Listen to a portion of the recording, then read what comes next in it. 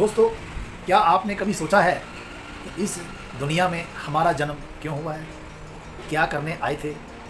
हमारा वाय क्या है? हम क्यों आए हैं? हमें क्या करना है? क्या हम एक आम लाइफ जो इतने 700 करोड़ लोग जी रहे हैं वैसी ही लाइफ जीने आए हैं? एक गुजर बसर करने आए हैं? सिर्फ पेट पालने आए हैं? रोटी और कपड़ा मकान की खातिर आए हैं? या एक साधारण सी जिंदगी जीने आए हैं? हमारा एम क्या है? हमारा उद्देश्य क्या है? हम अपनी लाइफ से चाहते क्या हैं? ऐसे बहुत सारे सवाल हैं दोस्तों। हम कभी उन सवालों की तरफ ध्यान नहीं देते हैं। अगर हमें उन सवालों की तरफ ध्यान देना आ जाए तो हमारे सामने भी क्लियर होगा कि हमें क्या करना है लाइफ में। दोस्तों, क्या सिर्फ सर्वाइव के लिए हम इस दुनिया में आए हैं? सर्वाइव तो सभी लोग करते हैं, जानवर भी करते हैं, पशु पक्षी भी करते हैं। तो फिर इंसानों में और फिर उनमें क्या फ़र्क रह जाएगा? सर्वाइव तो सभी कर रहे हैं ना दोस्तों। जैसे एक कहावत भी पुरानी है, जिसने चोंच दी है तो उसका चुग्गा भी वही देगा। सुना है ना आपने?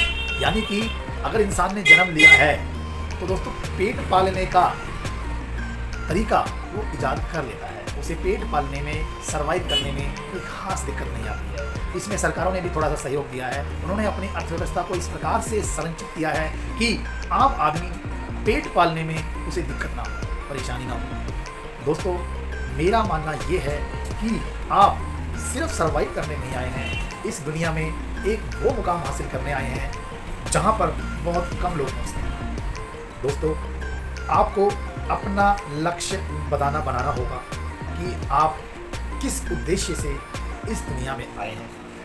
दोस्तों, सभी लोग जो कर रहे हैं हम भी वही करेंगे तो हमें भी वही मिलेगा जो सभी लोगों को मिल रहा है। लेकिन खास लोग जो कर रहे हैं उन्हें खास चीज़ें मिलती हैं। अगर हमें खास चीज़ें पानी हैं तो हमें भी खास लोगों की तरह खास काम करने पड़ेंगे। यानी कि हमें जीतने वाले, हमें सफल लोगों, हमें कामयाब लोगों की श्रेणी में अगर आना है तो हमें उन जैसा ही बनना पड़ेगा। अब वो कैसे? वो बनना पड़ेगा हमारे माइंडसेट से। बचपन से ही हम सुनते आ रहे हैं, जितनी चादर हो उतने ही पैर पसारने चाहिए, ज़्यादा का लालच नहीं करना चाहिए, अपना जो है उसी में गुजारा करना चाहिए, दूसरों की तरफ मत देखो। अगर लाइफ में आगे बढ़ना है और सही रहना है, संतुष्ट रहना है तो अपने से नीचे वालों को देखो, अपने से ऊपर वालों को ना देखो। ऊपर वालों को देखोगे आप ऊपर नहीं पहुंच पाओगे और मन में घुल कर रह जाओगे।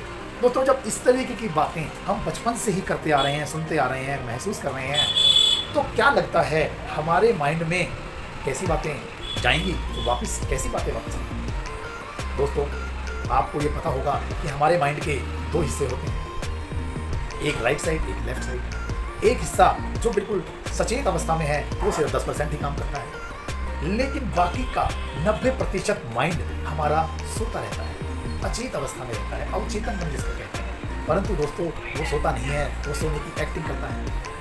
10% जो माइंड है हमारा, वो हमारे विचारों को, हम जो देखते हैं, हम जो महसूस करते हैं, वो उन पर काम करता है। परंतु अवचेतन मन जो हमारा 90% हिस्सा है, हम क्या सोचते हैं, हमारे अंदर क्या विचार आ रहे हैं, हम क्या महसूस कर रहे हैं और हम लाइफ में हार रहे हैं, जीत रहे हैं या कुछ भी सोच रहे हैं, गलत या सही, वो बड़े ध्यान से चादर ओढ़ के सुनता रहता है।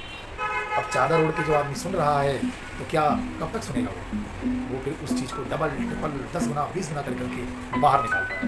मैं एक छोटे से उदाहरण के साथ आपको समझाने का प्रयास करता हूँ। मान लो आपको सुबह 5 बजे की ट्रेन पकड़नी है, लेकिन आपको उठने की आदत है 7 बजे की या 8 बजे की, तो आप क्या करेंगे? अलार्म लगाएंगे। उस अलार्म बजाएंगे 4 बजे का या 3:30 बजे का। जब उस अलार्म से आपकी आँख खुलती है, लेकिन कभी कभी आपने ये महसूस किया है कि आप रात को सोच के सोएं कि मुझे सुबह की ट्रेन पकड़नी है, 4 बजे से पहले मुझे उठना है, मैं 4 बजे का अलार्म लगाया था, नहा धो करके मैं 5 बजे की ट्रेन पकड़ पाऊँगा।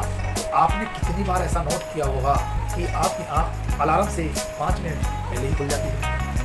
ऐसा क्यों होता है दोस्तों? ऐसा सिर्फ इसलिए होता है कि हमारा अवचेतन मन हमारे जो सोच है उसको वो पकड़ लेता है, उसको सुनता है। अच्छा, मुझे 5 बजे की ट्रेन पकड़नी है, 4 बजे उठना है, वो दिमाग में बैठा बैठा आपको ऐसा माहौल बना देता है जिससे कि अलार्म को छोड़ो, आपकी आँख अलार्म से पहले खुल जाती है। आप एक प्रयोग करके देखना, आप झूठ करके देखना कि मुझे 5 बजे की ट्रेन पकड़नी है। अगर ये छूट भी जाए तो कोई बात नहीं, मैं 7 बजे की पकड़ लूँगा। एक प्रयोग करके देखना दोस्तों। मैं गारंटी से कह सकता हूँ आपको, आपकी आँख अलार्म से नहीं खुलेगी। अगर खुलेगी भी तो आप अलार्म को बंद करके सो जाएंगे। हमारा अवचेतन मन इतनी तीव्र गति से काम करता है, पहले तो वो धीरे धीरे उन चीज़ों को सुनता रहता है, बाद में वो डबल ट्रिपल करके वैसा ही माहौल क्रिएट कर देता है। अब जब हमें पता है कि हमारा अवचेतन मन ऐसा माहौल क्रिएट कर देता है, तो क्यों ना उससे हम वैसा ही काम लें। जैसे मान लो मैं अपने अवचेतन मन से अपनी मर्जी के काम कराना चाहता हूँ, तो मैं क्या कहूँगा, yes I am a millionaire, मैं करोड़पति हूँ, मैं बहुत सारा काम कर सकता हूँ, मैं बहुत सारी मेहनत कर सकता हूँ, मैं ये सब चीज़ें पा के रहूँगा चाहे कुछ भी हो जाए। तो दोस्तों, अगर हम रोज़ इस चीज़ को दोहराएंगे, रोज़ इस चीज़ को बोलेंगे, हमारा अवचेतन मन इसी चीज़ को सुनता रहेगा और आपके सामने, हमारे सामने ऐसे रास्ते उत्पन्न करता रहेगा जो एक दूसरे से जुड़े हुए हैं, और आप करोड़पति बनने के, मिलियनर बनने के, सक्सेस पाने के रास्ते पर चलते चले जाएंगे और आपके वो द्वार खुलते चले जाएंगे। दोस्तों, ये प्रयोग आप करके देखना, ये अवश्य होता है। ये मेरे साथ भी हुआ है। आप एक कदम बढ़ाओ, 4 कदम अपने आप कैसे खुल जाते हैं, क्या आपने देखा है? दोस्तों, ऐसा हमें अवचेतन मन को कह करके उससे वही काम करवाने हैं जो हम चाहते हैं, तो हमें उसको वही चीज़ सुनानी पड़ेगी जो हम करवाना चाहते हैं। बहुत सारे लोग सोचते हैं मैं तो परेशान हूँ, मैं पागल हूँ, मेरी किस्मत ख़राब है, मैं तो कुछ भी नहीं कर सकता, मेरी ज़िंदगी में क्या है, सब नीरसता है। तो अवचेतन मन चुपचाप पड़ा हुआ ये सुनता रहता है और फिर वैसे ही माहौल क्रिएट कर देता है। दोस्तों, आपको अपने अवचेतन मन से वैसा ही काम लेना है जैसा आप चाहते हैं, आप बनना चाहते हैं। दोस्तों, अब आपके पास पूरी लाइफ पड़ी है, कोई भी उम्र ज़्यादा नहीं होती, कम नहीं होती। आज का दिन अब से शुरू करेंगे तो आगे के लिए भी काम वैसे ही होते चले जाएंगे। जो बीत गया सो बीत गया, आगे की सुधी ले। आपको अभी से ही अपना वाय क्लियर करना होगा, आपको अभी से ही अपना उद्देश्य बनाना होगा कि मैं लाइफ में क्या चाहता हूँ, मैं क्यों आया हूँ इस जीवन में, और मैं इस दुनिया को क्या देके जाऊँ। दोस्तों, देने की जो बात है वो हमारे मन में होनी चाहिए, शेयरिंग की बात। क्योंकि कहते हैं कि एक चीज़ हम छोटी सी अगर किसी को देंगे तो 10 गुना 50 गुना होकर के हमें वापस आती है। क्यों कहते हैं कि आपको अपनी कमाई का एक छोटा सा हिस्सा दान देना चाहिए। मैं मंदिर के दान की बात नहीं कर रहा हूँ, मैं किसी भी दान की बात कर रहा हूँ। चाहे इंसान को आप उसकी सहायता करें, चाहे आप किसी ज़रूरतमंद की सहायता करें, चाहे आप किसी संस्था की सहायता करें, चाहे आप जो आपके मन में आ रहे हैं उसकी सहायता करें। अगर आप इतना सा हिस्सा उन्हें देंगे, इतना सारा हिस्सा आपको वापस मिलेगा। ये नियम है प्रकृति का, गिव एंड टेक। दोगे तो लोगे। अगर आपको कुछ लेना है तो उससे पहले कुछ देना पड़ेगा। Thank you.